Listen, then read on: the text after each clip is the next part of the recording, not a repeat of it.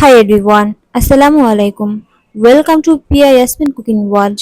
আজ আপনাদের সঙ্গে শেয়ার করব মাত্র 1 কাপ সুজি দিয়ে ও একটি ডিম দিয়ে মজাদার একটি সুজির পিঠা। এই বিস্কুট পিঠাটা আপনারা 1 মাস সংরক্ষণ করে রাখতে পারবেন। খেতে অনেক মজা ও অনেক টেস্টি।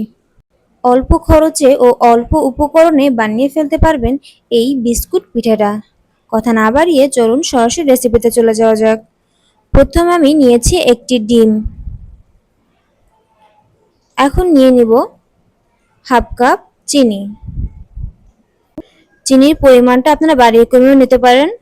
দিয়ে দিচ্ছি লবণ স্বাদ অনুযায়ী। এখন এগুলো ভালো করে মিক্সড করতে হবে।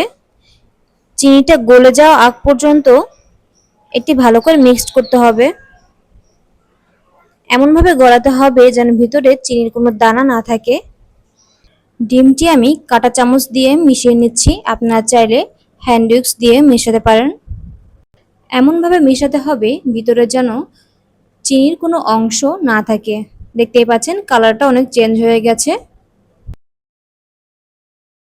অনেকটা ক্রিমি ভাব হয়ে গেছে দেখতেই পাচ্ছেন। এখন আমি অ্যাড করে দিচ্ছি সুজি। সুজি আমি এখানে 1 কাপ পরিমাণে নেব। একবারে সম্পূর্ণ আমি অ্যাড করব না, আস্তে আস্তে অ্যাড করব।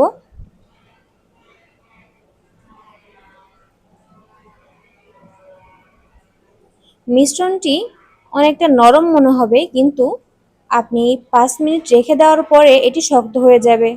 এটি নিয়ে কোনো টেনশন করার কোনো প্রয়োজন নেই। দেখতেই পাচ্ছেন আমার হয়ে গেছে। এখন 5 মিনিটের জন্য ঢেকে রেখেছি। দেখতেই পাচ্ছেন 5 মিনিট পরে অনেকটা শক্ত হয়ে গেছে। দেখতেই পাচ্ছেন আমার পারফেক্ট একটা ডো তৈরি হয়ে গেছে। এখন আমি হাতে তেল মেখে এটিকে পিঠার শেপ দিয়ে নেব। আপনারা যে কোনো শেপে দিতে পারেন, আমি বিস্কুটের মতন শেপ দিয়ে নিচ্ছি। এভাবে আস্তে আস্তে দিয়ে নিতে হবে। হাতে তেলটা মেখে নিলে হাতে লেগে যাওয়ার সম্ভাবনা থাকবে না।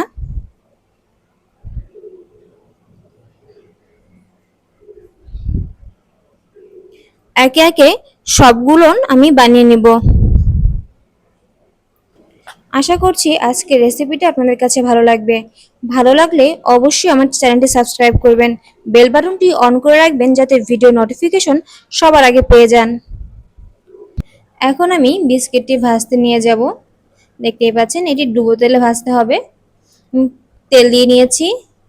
তেলটা অল্প গরম অবস্থায় আপনার পিঠাটি দিতে হবে, তা না হলে উপরটি লাল হয়ে যাবে, ভিতরে কাঁচা থেকে যাবে।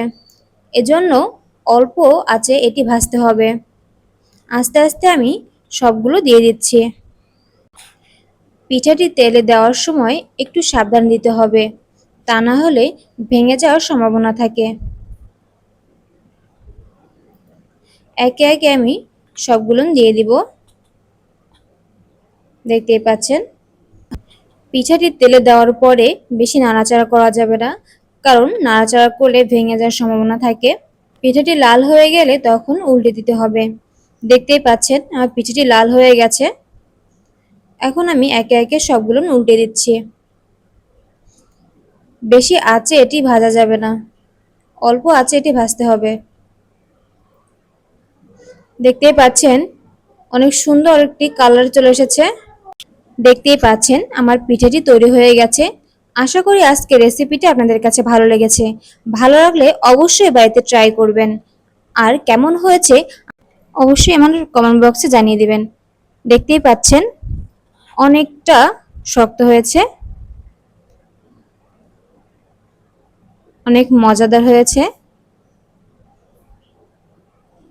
আজকে এই পর্যন্ত। আল্লাহ হাফেজ।